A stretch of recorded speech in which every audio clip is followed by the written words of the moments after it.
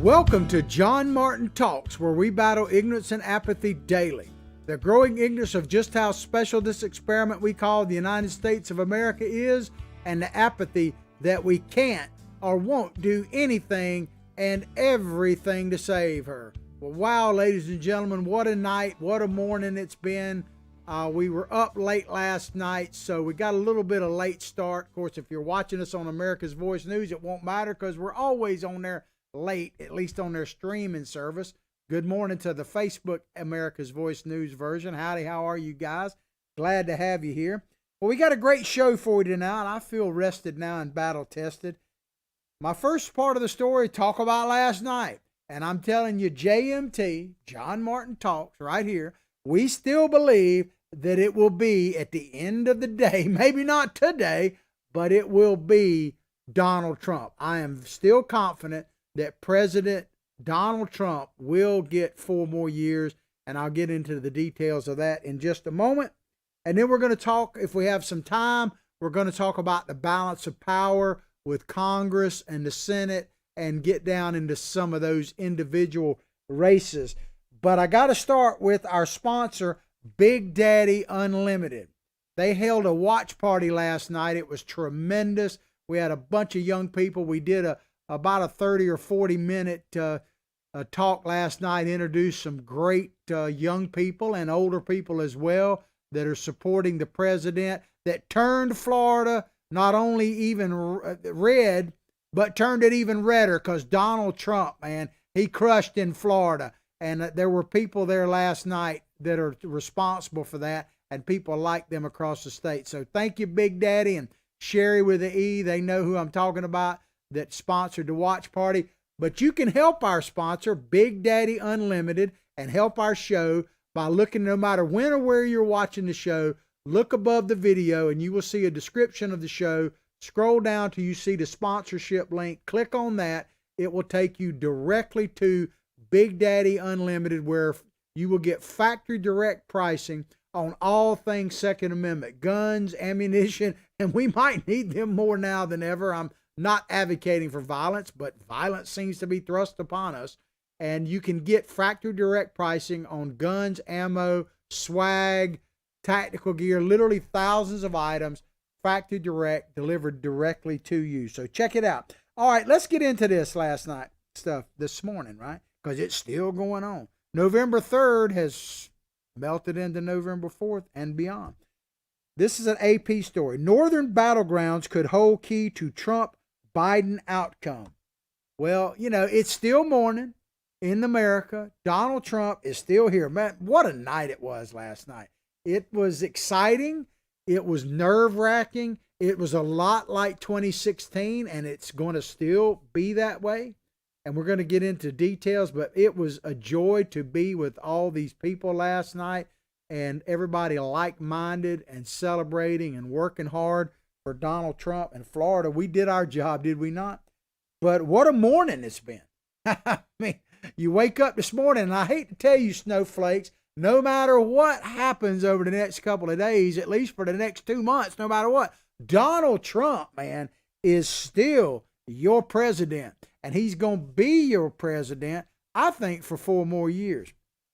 This is the AP story. President Donald Trump carried the prized battleground of Florida. Then he and Democratic Joe Biden shifted their focus early Wednesday to 3 northern industrial states, Wisconsin, Michigan, and Pennsylvania, that could prove crucial in determining who wins the White House. Not prove crucial, it is crucial. It will determine it. And these are my words. While still in flux, I believe that President Trump will prevail. He's going to win Georgia. I've been looking at it. I got a map here that I'm looking at that is live action kind of reporting as, and let me click on it real quick and excuse me, I'll give you a quick update.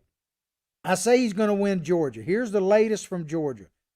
99.44% reporting, and Donald Trump is leading by these are approximations, approximately 100,000 votes. So Donald Trump is going to win Georgia. I believe that with all my heart. North Carolina, I think he's actually already won it. They just haven't declared it. Because according to this, 100% reporting, 100%. Now, there's always still a little ticks and tacks out there, but Donald Trump has over 100,000 vote lead in North Carolina with 100% reporting. Now, where it gets a bit dicey, let's go ahead and look at this map. I wish I could pull it up, but I'm not quite there yet. Michigan, he really needs to hold on to Michigan. He absolutely needs to hold on to Michigan. And as of basically right now, 84.42% reporting, Donald Trump has almost a 40,000 vote lead there. Now, that's not much.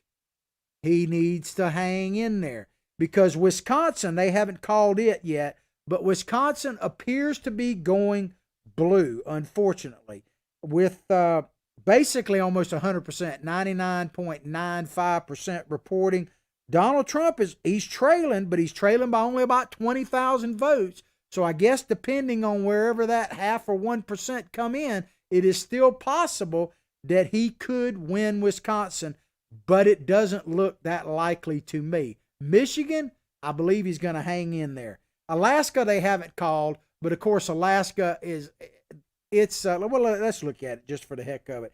50% still unreported, but Donald Trump is crushing Biden there, 62.9% to 33%. So count those 3 votes. I think Alaska goes for Donald Trump. The interesting one is Nebraska, because Donald Trump, here's what's really kind of, and Maine is a similar situation, although it's gone blue. Nebraska went overwhelmingly for Donald Trump, 58.6% with like 97% reporting.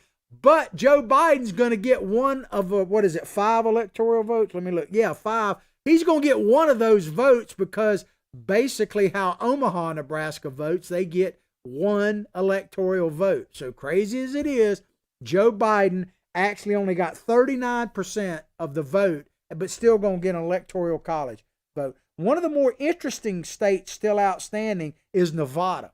And they have 6 electoral votes, and it's winner take all there. And Biden is leading by less than 1%. He's leading by, and these are approximations I'm giving, he's leading by 8,000 votes with roughly 25% of the votes still to come in.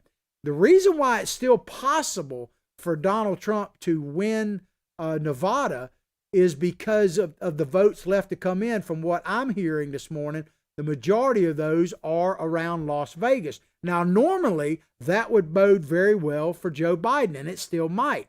But a lot of those union workers are out of work or are working less and everything because basically Las Vegas has been shut down for a while. It's opened back up, but only partially. I think some of the big casinos only open up during the weekend. And let's face it, your union may endorse somebody, but unions aren't much good if you don't have a job. So I'm still holding out a smidgen of hope that Donald Trump could pull out Nevada. But as it really all shakes out, it comes down to me, whether or not he can hold on to Michigan. If Donald Trump holds on to Michigan, I believe he will be the next president of the United States. Now, I know that Pennsylvania, the big dog out there, and it could ultimately come down to that. And when I say hold on to Michigan, I'm also saying it comes down to Pennsylvania. But I believe Donald Trump, when it's all said and done, court challenges, and we'll talk about that in a minute, I believe Donald Trump is going to win Pennsylvania. So if he holds on, even if he loses Wisconsin and Nevada, he's going to keep in mind, I think it's no doubt in my mind he's going to win Georgia and North Carolina. I believe he's basically already won them. If he holds on in Michigan, it is going to come, regardless of losing some of those other states, it is going to come down to Pennsylvania. Well, here's the latest numbers out of Pennsylvania, and it's a little tricky about when they're counting because this map is kind of up to date, but I've seen reports that Pennsylvania suspended the vote counting and will start again at 10 a.m. this morning, which is, roughly an hour away from where we are right now. But here's the latest on Pennsylvania. Donald Trump is leading 55.7% to Joe Biden 43.1%, which essentially is about 700,000 votes Donald Trump is leading by. Apparently, there's some still rural counties left to totally come in, and they've been going overwhelmingly for the president. So that says that there's 75.2% have reported. So I believe Donald Trump is going to win Pennsylvania. So he's got to hold on to Michigan or pick up something in those other. It is too close for comfort, no question about it. But at the end of the day, I believe that the Trumpster is going to do it. Let's keep on with the article here. Let's see. I think I've already covered that. Is he going to win in Pennsylvania unless they're allowed to cheat? And we'll get into the legal challenges here in just a minute. However, back to this article, the intense jockeying for these states was overshadowed by Trump's extraordinary, everything with Trump is extraordinary. I've told you that, right? Good or bad, I guess. Early morning declaration from the White House calling for outstanding ballots not to be counted. Now, I heard a lot of that on the news this morning when I woke up. I went to bed about 1 o'clock last night, I think just before the president actually spoke. But I watched what he said this morning, and the reaction to it is just off the chain, man. They're even Christie, former Governor Christie, complained a little bit about it. But if you think about it, here's what they're saying, that said the White House calling for outstanding ballots not to be counted. That's not really true. If you go back and listen to what the president is saying, he's not really calling for votes to quit being counted. He's calling for the election to end. That is different. That is different. He's saying that basically whatever ballots are legitimate to count, count them.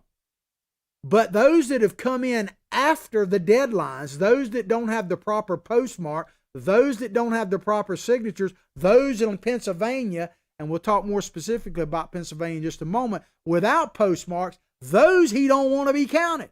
He's not saying don't count legitimate ballots, but he's saying that the election ended when the polls closed yesterday, and ballots that were turned in, according to the rules, if they are done by the state legislature, and I'll explain that in just a moment, he's not saying don't count them. What he is saying, what the president is saying is don't keep piling in votes after the election is over. And that is a very different thing. But of course, the media is no friend of his. Did you notice yesterday, I was watching some of the commentary during the day before the results actually come in. They're doing their exit polling and all that. And I picked up on something that the media began to change a little bit, because I think they started realizing that Donald Trump was likely to win. And they didn't stop bashing him, but it's hard to explain, but it just felt different. And during the early part of last night, you had like George Stephanopoulos, so this looks like 2016 again. And you hear the Democrats already, even this morning, they realize that President Trump still has a pretty good shot, and I think he will, as I say, to win this thing.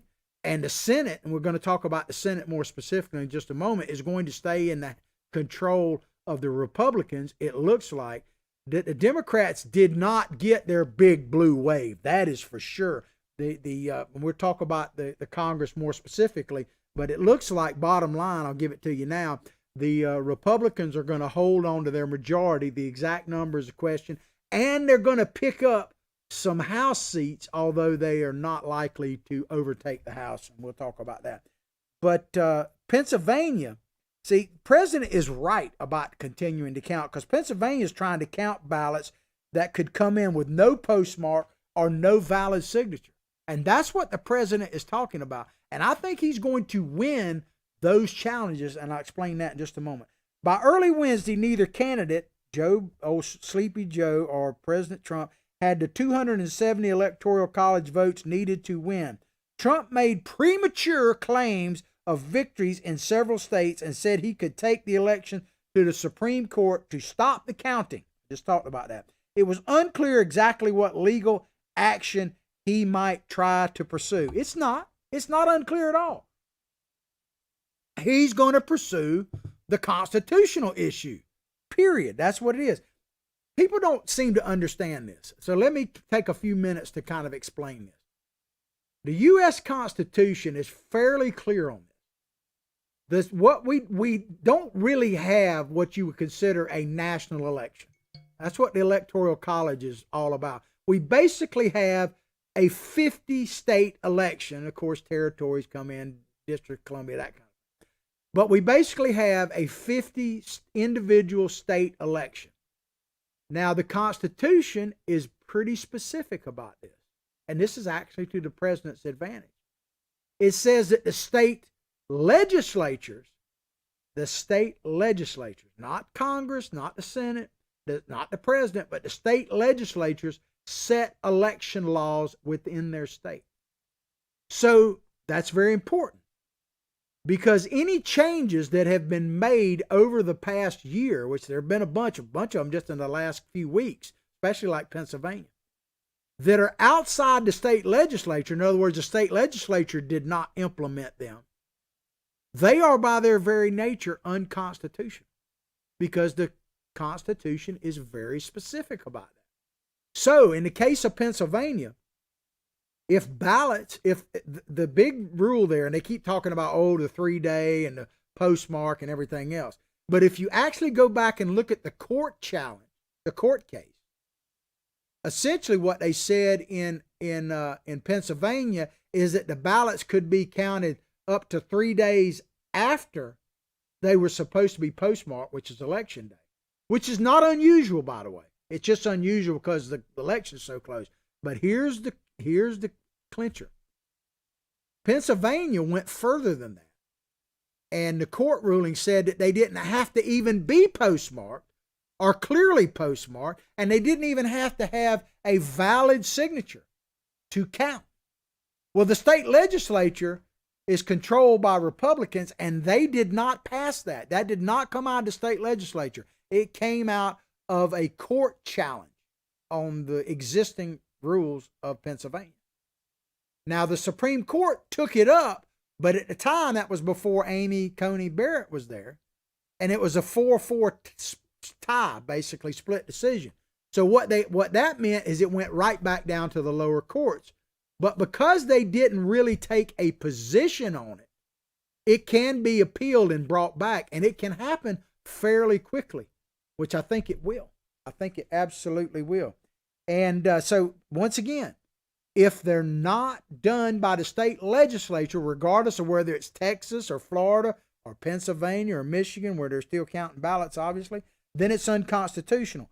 And you Democrats out there might just have to grin and bear it, baby, because we've got something different than we had when the challenge came up a couple of weeks ago. We've got Amy Conan Barrett on the Supreme Court. Now, she could betray us. I don't think she will. I don't see any indication of that. Judge Roberts is pretty shaky, but the other justices that were appointed by both President Trump and other Republicans seem to be on the side of where I think Amy Coney Barrett will likely come down, because she's a constitutionalist. And it's very clear that much, if not all, of the not legislation, but the election changes in a state-by-state basis, most of them bypassed the state legislature, thus unconstitutional. I hope that's as clear as mud. Elections matter, ladies and gentlemen. And it could be that Donald Trump will be the next president of the United States based on the Supreme Court challenge. I think it's very likely. But I think here's the other thing. I actually believe that if he can hold on to Michigan, which is a big if, he's going to win Pennsylvania with or without a court challenge, is the way I see it. I hope I'm right. Back to this article. Biden briefly appearing in front of supporters in Delaware, I did see his speech, by the way, live, urged patience, saying the election ain't over until every vote is counted, every ballot is counted. It's all right to count every ballot. No, Donald Trump is not opposed to counting every legitimate ballot, those that met the state laws that were passed by the legislature. Donald Trump has not said don't count them, as long as they meet that. But let me ask you about Biden. If you saw him, did he look weak or what? I mean, that's probably the first time he's been up other than going to the bathroom after midnight in a long, long time. And maybe he sleeps through that. But did you notice that Jill Biden was actually having to tell, it even came across on the microphone one time when she talked about thanking the governor, of Delaware, I guess. But thanking the governor, Jill Biden had to tell Joe what to say. And it came across vivid as it can be, even through the microphone. Joe Biden is having to be propped up by Jill Biden. And my God, God help us if he becomes president, who's going to be whispering in his ear. But we know that Joe Biden isn't going to be able to lead anything, man. It'll be Kamala Harris or Bernie Sanders or Ocasio-Cortez. Probably they'll push Jill aside, man. But they're going to get rid of Biden, by the way. Biden isn't going to be president if he, God help us, becomes president, good or bad, whatever. He ain't going to be there long because he's either going to have to ill health or the Democrats going to take him out. They're going to take him out. They're not happy with him right now. They're already eating their young. If President Trump can just win this thing, the Democratic Party is set to implode. And here's something I was talking to a cousin of mine on the way in today. Joe Biden, if he actually wins, that might not be a very good thing for his family. Because he's talking about, well, maybe if President Trump wins that we can prosecute Joe Biden. I don't think that's going to happen. I think that President Trump, think about it. I want to see the Bidens, do the perp walk and everything. I'm with you on that. I'm 100% with you. But I'm also a realist and don't believe it until I see it, because I've been telling you the rats don't like to prosecute the rats. And in this case, and make sure you understand this, I'm not calling President Trump a rat. He's a rat killer. But to what benefit would it be if President Trump wins, when he wins, to go after Joe Biden? Because the only thing the Bidens have to sell is Joe Biden. And much like the Clintons, once they got out of power with their foundation, the money's going to dry up. Because without Biden being president, who gives a hoot about Hunter Biden and the rest?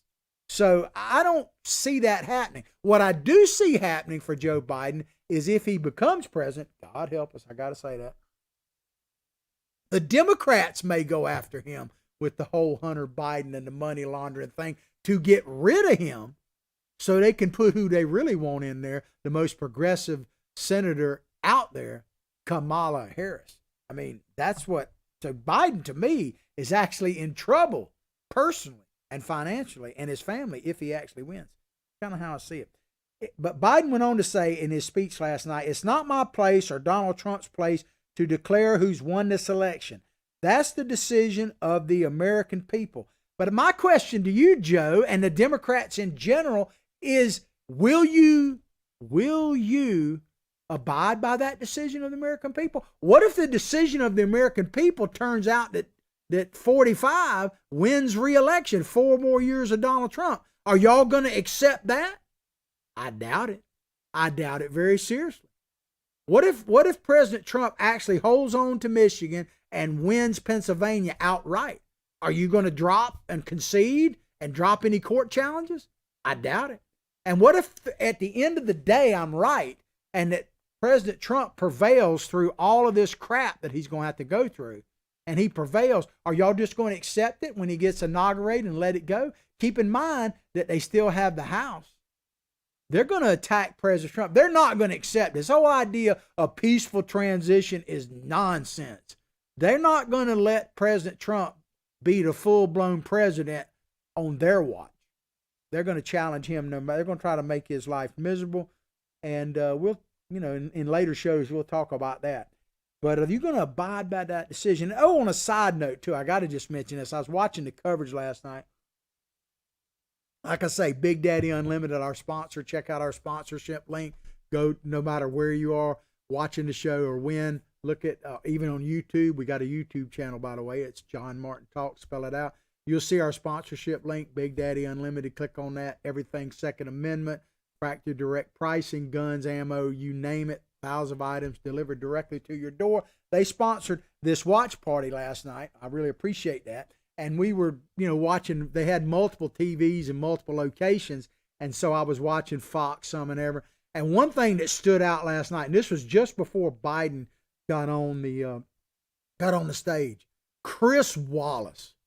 If you ever had a doubt about Chris Wallace being a total liberal progressive sellout, then watch that little bit of segment, search it out, right, where he's talking about Joe Biden's going to speak. Because he showed without a doubt his colors. Because he was like, he said, oh, I got inside information and all that. It wasn't so much he got inside information. Good reporters always have contacts with other, Democrats, Republicans, all that kind of stuff. So I'm not knocking that. It was his demeanor. He was like, oh, we can't call this for President Trump. Oh, we can't. Oh, Biden's got to speak. And he even laid out the reason why Biden has to speak, going back to Gore and everything else. And just check it out, because if you ever had a doubt where Chris Wallace loyalties lie, he is not conservative. I mean, you could be a never Trumper, I suppose, but don't call yourself conservative, because Chris Wallace is a liberal progressive, hands down. And you just need to understand that if you're watching him. That's just who he is. Democrats, back to the article, typically outperform Republicans in mail voting. We'll talk about that. While and we're talking about mail voting, not like MAL, the MAIL, voting, but they do, Republicans outperform. Anyway, while the GOP looks to make up ground in election day turnout, that means the early margins between the candidates could be influenced by which type of votes early on election day are being reported by the states. This phrase that they use, Democrats typically outperform Republicans in mail voting, is simply not true from the past. This direct mail-in voting, this all-out blitz, that may be true. This coronavirus creation, so to speak. But in normal mail-in voting, in other words, absentee voting, Republicans actually outperform consistently across the board in absentee voting and day of voting. Where Democrats have typically done better is in early voting. But of course, they keep lumping absentee and cheat by mail, as I like to call it, voting, and they're not the same. So just a little point there. I'm gonna read you this paragraph, and then I'm gonna break this down a little bit for you. It's a short one, but an interesting one. The tight overall contest reflected a deeply polarized nation struggling to respond to the worst healthcare crisis in more than a century, with millions of jobs lost and a reckoning on racial injustice. So let's break this paragraph down a little bit, because I think it's pretty significant. The tight overall contest, it was tight before. It was tight between Hillary and Trump, right? It was tight before that. We've had tight contests. The tight overall contest reflected a deeply polarized nation. I don't know that we're really all that polarized.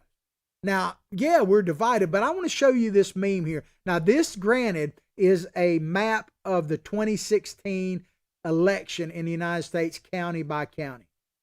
But I guarantee you, once the smoke clears, that the county by county map, maybe not the state map, but the county by county map, is going to look very similar in 2020 to this one in 2016.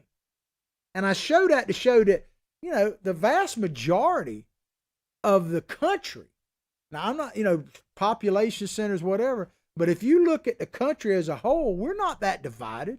We're divided between big cities. We're basically Hunger Games. We're divided between big cities like in California and New York and the East Coast and Chicago, and even in South Florida, although Mr. Trump did pretty well in Miami. Didn't win, but he did pretty well. I don't think we're as divided as they want us to believe. You ever notice that when they talk about unity, when they talk about the word unity, it basically is like bipartisanship, because I've told you bipartisanship means Republicans cave. It always means that. Republicans cave. That's when it's bipartisan. And we only seem to have unity if we go along with the Democrats. If we go along with our conscience, with our faith, with our spiritual beliefs, with our conservative values, then we're polarizing. But if we kowtow to the Democrats, then we're a party of unity. Nonsense. Absolute nonsense. You want to talk about unity, look at the people that voted for Donald Trump in the state of Florida. Florida is one of the most diverse states in the country, one of the most diverse places on the planet. And Donald Trump put a diverse coalition together. It is a message, I believe, to the Republican Party and what direction they need to go to. They need to look at what we're doing in Florida and push it out across the country. Because I believe that unity comes from success, just like the president says. So I'm not sure we're as polarized as they say. And if polarization means that we have to cave in to the baby killing Democrats, man, the people that want to sell this country down the toilet, then count me as a polar bear, baby, because I am as polarized as you're going to get. Because I'm not caving in to what the Democrats want, no matter who ends up in the White House. But it says, respond to the worst health crisis in more than a century. Well, I don't know about you, but I think that, and I'm not downplaying the coronavirus in this sense. I got two good friends of my couple that I'm very concerned about that I found out yesterday have coronavirus. I'm very concerned about them. They're older. They have some comorbidities, and I'm very, because they're dear friends of mine. So I'm not downplaying this at all. But the reality is the coronavirus, as it impacted the election, was basically made up. There's really no evidence out there that in-person voting at the polls, whether it was early during the Democratic primaries or on the day of the election yesterday, there's no evidence so far that it was a spreader event by any stretch of the word. So I don't know how much the coronavirus affected the election. It affected the attitude of some people because they were poured gloom and doom, but it worked both ways. Because a lot of young people are turning to Donald Trump because they're tired of being shut down. The watch party we had last night was just loaded with young people. We did a little kind of election coverage thing yesterday, and I interviewed several young people. You ought to check it out. It's posted on our various Facebook sites. But it says, more than a century, with millions of lost jobs. Well, how do we lose who is going to get the jobs back? Keep in mind, and it's too late to change your vote or whatever, but pray for the president, because keep in mind, if Joe Biden gets in there, God help us, they're going to shut us down. They're going to shut us down to punish us, if nothing else. We're going to lose jobs. Because the Democratic Party, make no mistake about it, they are absolutely the party of big government. The more Americans are dependent upon government, the better it is for the Democrats. That is for sure. And then this a reckoning on racial injustice. And we're going to talk about that more in just a moment. But that county map that we put up, I believe it's still going to be basically the same. We'll see.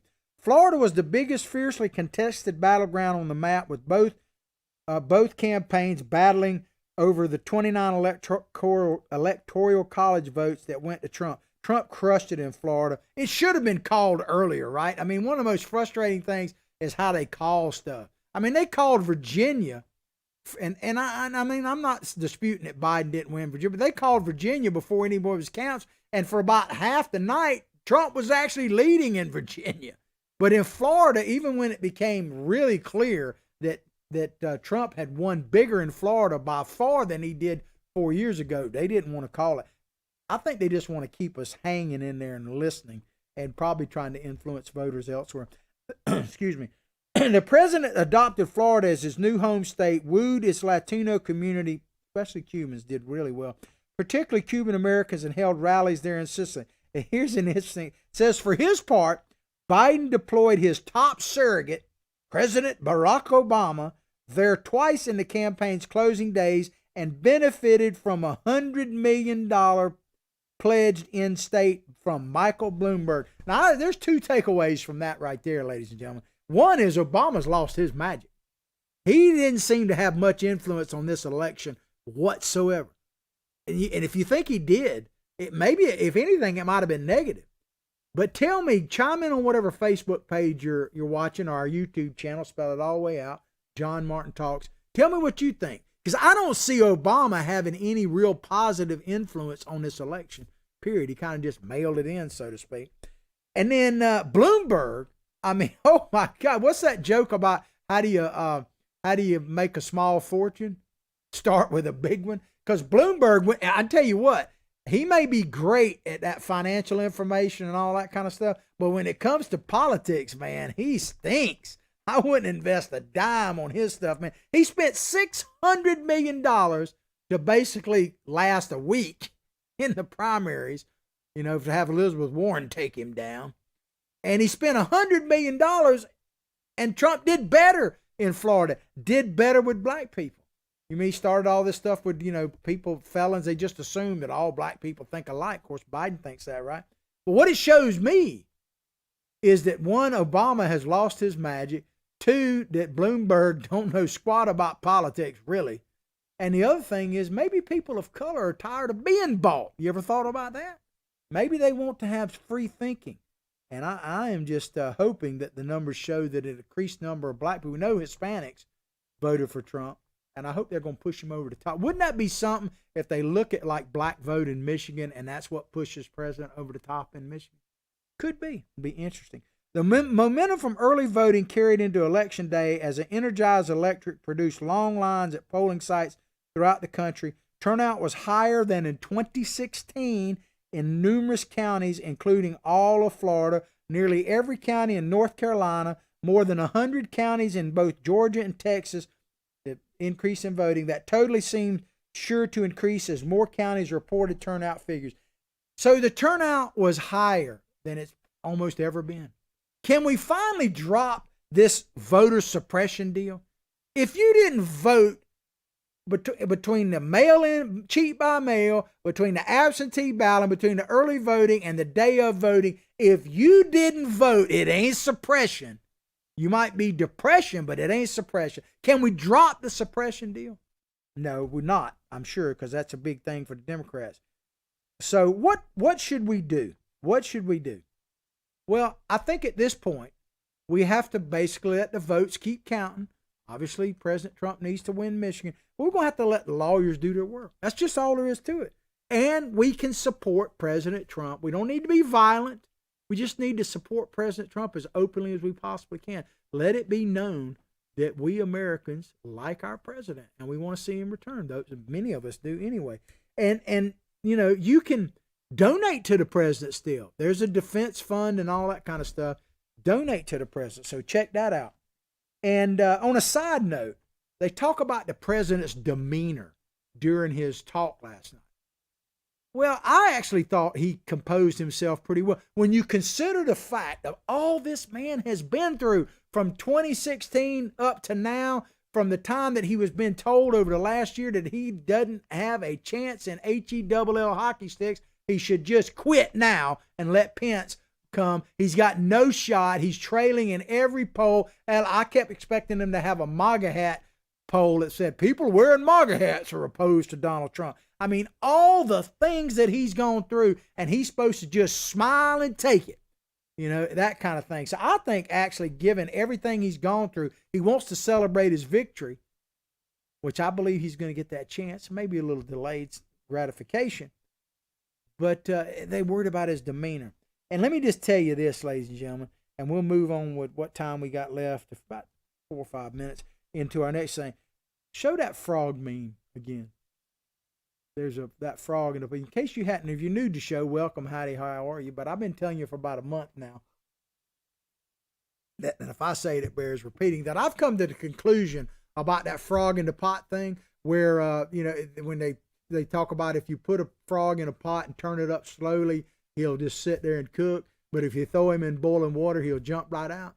Well, using that analogy, I think that President Trump, I know it's this way for me, exposed that we've been in a boiling pot for a long time. That's been boiling and we just getting cooked. Our goose, our frog legs are getting cooked.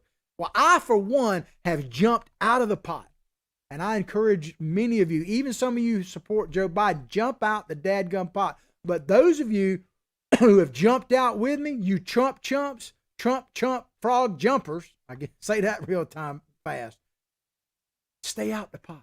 Don't allow yourself, no matter what happens, don't get bitter, don't get hateful, get determined. No matter what happens over the coming days, be a happy warrior, but a warrior nonetheless, and don't jump back in that pot. All right, we got a few minutes left, and I want to talk a little bit about some other races. And I'm using an NBC News template. Dems keep House, GOP holds key Senate seats, NBC News projects. Lindsey Graham, I want to start with him right off the bat.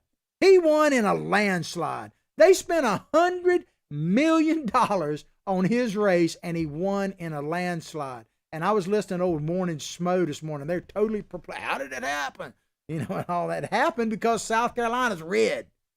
That's how it happened. But Democrats will maintain control of the House of Representatives. NBC News projects, but their path to taking control of the Senate narrowed. We're going to hold the Senate by everything I'm seeing. And they're going to fend off taking over the House. So the House is going to stay in Democratic hands, it appears to be. My question is, will Nancy stay as Speaker? Because I think there's a possibility that won't happen. Democrats will pick up a Senate seat in Colorado. Unfortunately, they lost out there. John Hickenlooper is projected to win and defeated Cory Gardner.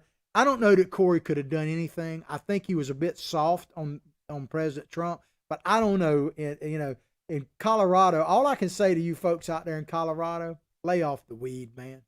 Lay off the weed. Get off that Rocky Mountain high. Because let me tell you, man, you are hurting yourself. Offsetting that gain, Republicans, no big surprise here, will pick up a seat in Alabama where Republican Tommy Tuberville is beat. They say projected. He's won. He beat Doug Jones, and that was no surprise whatever. And it's apparently Bama returned to sanity. Alabama returned to sanity. And I got to say something in deference to Tuberville. I don't know that I've ever said this before, but those of you who are SEC fans, I'm a Gator all the way. War Eagle. That's all I'm going to say. Further dashing Democratic hopes, 3 Republican senators who were targets of the Democratic Party were able to retain their seats. Polling, wow. In closely watched races, Iowa Senator Joni Ernst, go Joni go, Montana Senator Steve Daines, and South Carolina Lindsey Graham were all reelected in NBC projected.